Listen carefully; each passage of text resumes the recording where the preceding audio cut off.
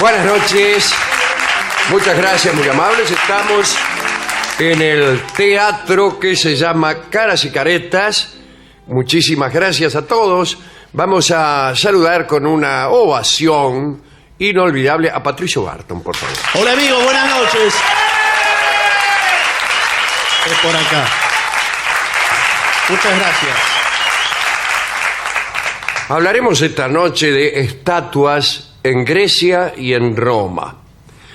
Debemos decir que los alrededores de los templos de la Grecia antigua estaban repletos de figuras de divinidades principales, divinidades secundarias, de sacerdotes, sacerdotisas, como también fundadores, héroes del lugar. Todas aquellas figuras ocupaban trípodes, altares y lápidas.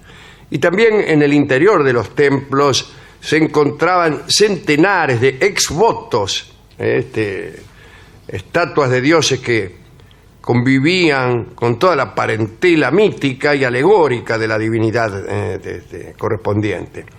Y ahí usted encontraba a Apolo con Artemis, con Leto, a Zeus con su mujer Hera o con Atenea, por no hablar de las figuras en escala reducida, como por ejemplo los sirvientes del templo o generales victoriosos que se añadían a las imágenes principales. Quiero decir que había estatuas como para hacer dulce. Antes de llegar a los altares de cremación para los sacrificios, aparecían unos pórticos con pinturas llamados lesques, y tras ellos cientos de estatuas que formaban avenidas que conducían a los altares. En este caso, allí también, claro, como eran pocos dioses, en realidad eran muchísimos, pero pocos, y entonces añadían políticos, mujeres conocidas, quiero decir, madres famosas. En aquel tiempo la situación de la mujer era peor que ahora, así que imagínense lo que sería, ¿no? Campeones olímpicos y hasta animales. También estaban llenos de esculturas los teatros, los estadios, los gimnasios, pero lo que más llamaba la atención eran las estatuas en los bosques. Aparecían allí sin orden alguno, sin aparente razón, como perdidas entre los árboles. Esos bosques eran considerados sagrados, casi todos. Como sabemos, la escultura griega buscaba el desarrollo de las denominadas formas ideales. No eran realistas, o sí lo eran, pero buscaban algo que la realidad no ofrece muy seguido, que es la perfección. Es la perfección.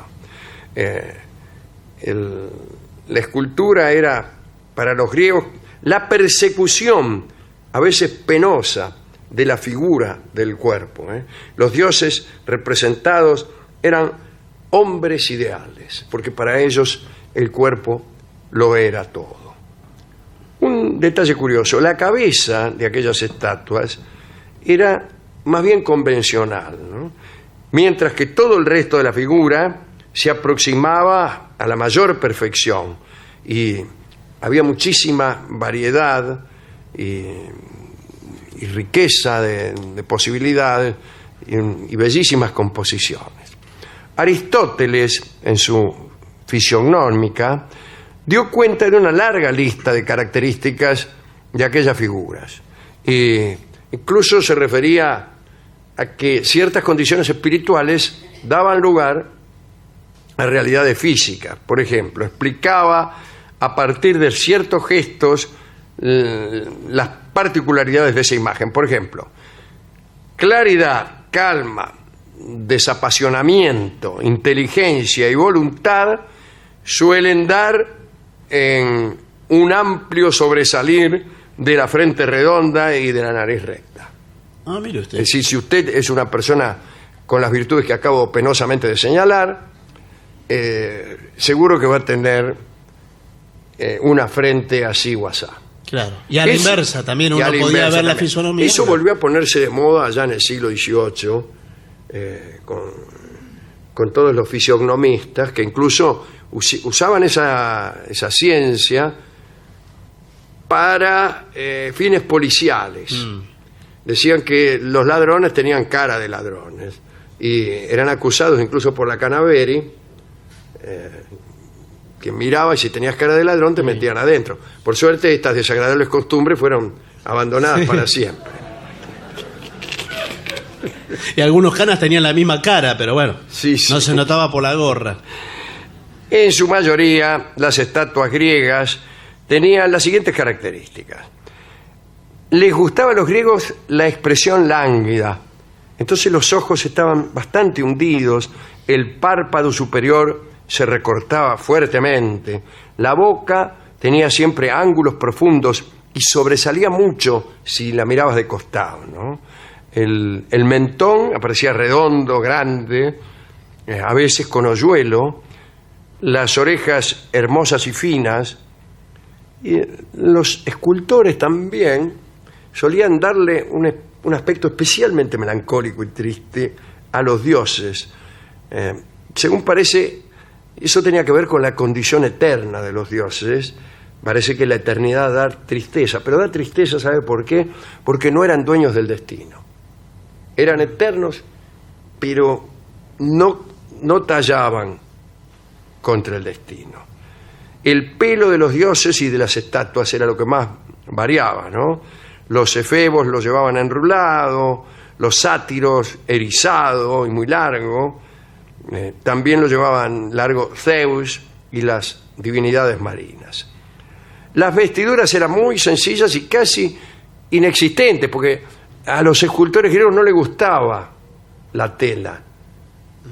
No les gustaba ni todo lo que no fuera orgánico, no era del gusto de los escultores griegos. Así que predominaban los desnudos, como sabe cualquiera, ¿no? En los mitos aparecen también cientos de estatuas, pero hay que decir que algunas de ellas tienen conductas extrañas y también tienen poderes misteriosos. Hace mucho tiempo, a poca distancia de la ciudad de Cafias, en la Arcadia, había una estatua de Artemis que se llamaba la Artemis Condyleatis. Se levantaba en un bosque sagrado. Cierto día, un grupo de niños que jugaban en aquel lugar encontró una cuerda. Inmediatamente rodearon con ella el cuello de la diosa diciendo que iban a estrangularla. ¿Vieron cómo son los niños? Al rato, unos habitantes de la ciudad que pasaban por ahí sorprendieron a los niños estrangulando la estatua y los mataron. Muy pronto las mujeres de Cafias se sintieron aquejadas por un mal misterioso. Los hijos que tenían nacían muertos. Bueno, fueron a consultar al oráculo de Delfos y este les dijo que la diosa Artemis estaba irritada. Suerte que no estaba enojada por la muerte de aquellos niños. Ordenó que fuesen enterrados decorosamente y que se le tributaran honores como si fueran héroes. Así se hizo y desde aquellos días la estatua se conoció como Artemis estrangulada y nadie se acerca a ella jamás. Es una estatua que está ahí en un bosque y nadie se le acerca más de 200 metros porque temen verse involucrados en algún firulo. Bien, parece que las estatuas de Artemis no eran nada recomendables. Siempre son protagonistas de desgracias descomunicas y de chomerías. Otras estatuas que participaron en historias de amor, esta nos gusta a todos. Pigmalión era un rey de Chipre que se había enamorado de una estatua de marfil, que desde luego representaba una mujer. Se decía que le había esculpido él mismo. Cada día le recitaba cientos de versos. Margarita, está linda la mar, y el viento trae esencia sutil de azar, tu aliento. La estatua nada, imagínese. Bueno, le contaba o les dedicaba sus triunfos en la guerra y, desesperado por la falta de respuesta, le pidió a Afrodita, la diosa del amor, en ocasión de una fiesta de la diosa, de las que hay tantas, que le concediera una esposa que se pareciera a la estatua. Cuando volvió a su hogar, Pigmalión vio que la figura estaba viva. Se unió a ella, somos gente grande, y tuvieron una hija a la que llamaron Pafo. Ahí viene la Pafo. Andá a llamar a la Pafo para adentro. Después, como bien sabemos, esta obra también se reprodujo, inspiró a nuestro querido Bernard Shaw, quien volvió a escribir toda una historia, y después inspiró también, siempre en orden decreciente de inspiraciones, a gente de la comedia musical y del cine, y así nació la película My Fair Lady, en donde Rex Harrison trata infructuosamente de cantar durante toda la película. Lo cual nos hace meditar muchísimo. Otra historia es la de Anaxáreta. ¿Cómo me gustaría tener una novia llamada Anaxáreta? Era una doncella también de Chipre, descendía de Teucro, que era el fundador de Salamina. Salamina, allí donde aquella batalla de Temístocles. Bueno, un muchacho de la isla llamado Ifis estaba perdidamente enamorado de esta chica, de Anaxáreta. Le dijo, qué sé yo, mirá, me gustás, o algo le habrá dicho. Bueno, está bien, no dice acá lo que le dijo. Lo sugirió. Y la muchacha no le dio bolilla, se mostraba cruel. Entonces Ifis se ahorcó en la puerta de la casa de la muchacha. Hay que ser, en un gesto, sí. Para que veas quién soy, dijo Ifis, me voy a ahorcar en la puerta de tu casa. Y ella, en vez de alterarse ante el espectáculo, mostró curiosidad e incluso después quiso ver el entierro que pasaba por debajo de su ventana. También qué puntería, ¿no? Sí. Y con una sonrisa ingenua se asomó. Así. Pero Afrodita, la diosa del amor, irritada por aquella aspereza, o por aquel aspereza, diría Garcilaso, la convirtió en una estatua de piedra, estatua que mantenía la misma actitud que la muchacha había adoptado para asomarse a la ventana. Sí. Desde entonces, esta estatua es despreciada y se la llama la Venus que mira hacia adelante. Una venganza ejemplar. Existían estatuas caprichosas como las de un tal Egestes, que era sacerdote en Lanubio. Egestes era el encargado de trasladar las imágenes de los penates desde Lanubio hacia Alba, una ciudad recién fundada. Claro, le dijeron, fue así la cosa, le dijeron a Egestes. Había un montón de estatuas y se anda a llevar todas estas estatuas, trasladadas a una ciudad recién fundada que se llama Alba. Bueno, el tipo fue y las llevó todas, ¿no? Eran muchísimas. Y parece que el tipo las llevaba y a la noche las encontraba otra vez ahí en el depósito. Volvían.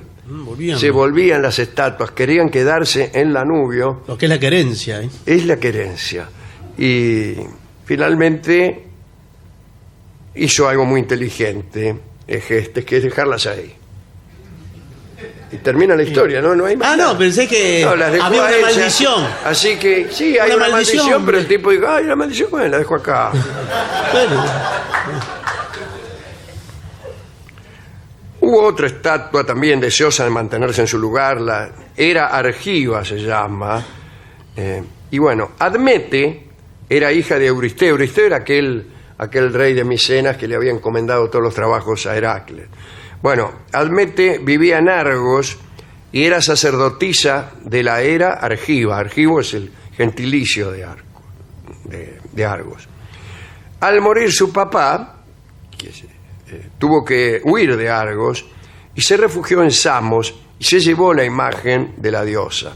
Mientras tanto, los argivos, inquietos por la desaparición de la estatua, encargaron a unos piratas tirrenos que salieran en su busca. Es todo raro, ¿eh? Sí, está enreverado. Como el templo de Samos no tenía puerta, a los piratas les fue muy fácil apoderarse de la estatua, pero al intentar hacerse a la vela les resultó imposible mover el barco. Hay que decir que el viento era bueno, pero el barco no se movía. Entonces comprendieron los piratas que la estatua quería quedarse en Samos. Esas cosas los piratas las comprenden rápidamente. Entonces la depositaron en la orilla y salieron más rápido que ligero. Cuando Admete encontró la estatua tirada en la playa, pensó que había llegado hasta allí sola. Son muy rápidos los griegos para inventar deseos, conductas y paseos a las estatuas. Y la volvió a poner en su templo, pero esta vez atada de pies y manos. Creyó que la estatua se había ido, no que los piratas la habían robado, ¿no? Sí. Una creencia errónea. Última referencia es para el Palladio, también llamado el Palladium, si usted se refiere a un bailongo, que es quizá la más famosa de todas las estatuas. Representaba a la diosa Palas Atenea y poseía la virtud de garantizar la integridad de la ciudad que le tributaba culto. La integridad no en el sentido moral, sino en el sentido geográfico. Dicen que había caído del cielo la estatua, y penetrado en el templo de Atenea, al cual justo le estaban haciendo el techo. Mire que le queda arriba el techo la estatua. Luego otras varias ciudades trataron de apoderarse de la figura que, según parece, confería una garantía de inviolabilidad a la ciudad que la tuviera. Pero, valga la paradoja, para procurársela, los distintos pueblos se sometieron a las más sangrientas luchas y se arruinaron completamente. Así que líbreme Dios de la buena suerte que proporciona el Palladio. Estas son las historias de estatuas. Hay otras que me gustan. La estatua de Condillac es una fábula que me gusta mucho. Una estatua que piensa y que sufre y padece, pero no puede exteriorizarlo. Eso podría suceder con cualquier estatua. Y no lo sabemos. Así como puede suceder que un gato resuelva ecuaciones de segundo grado sin poder expresarlo, que es lo que vale. Bien. Hemos ido a la discoteca y hay una historia graciosa que cuenta don Arturo Jauretche acerca de la novela de Beatriz Guido que se llama El incendio y las vísperas, en donde un señor también se enamora de una estatua que estaba en el Jockey Club y entonces baña la estatua. Y Jauretche hace mofa de esa escena, calculando cuánto puede pesar una estatua del tamaño de una dama, ¿no? Le calculó ponerle 200 kilos. Claro. Y el tipo metiendo la estatua en un tacho. Yo creo que la perversidad debe ser antes que nada cómoda. El perverso incómodo generalmente no resulta, iba a decir perseverante, pero perseverante es una palabra que puesta al lado de perverso genera una especie de incesto. Sí. Pero bueno, en la discoteca me dieron esta canción que habla de piedra y habla de camino, y que se llama casualmente, o no casualmente, Piedra y Camino. Vamos a escuchar esta canción que evidentemente hace una mención que nada cuesta descubrir acerca de las estatuas. Se me dirá usted que la letra en ningún momento dice la palabra estatua. No. Bien. Eso es para quedar bien con el comisario. Señor. Mercedes Sosa canta Piedra y Camino.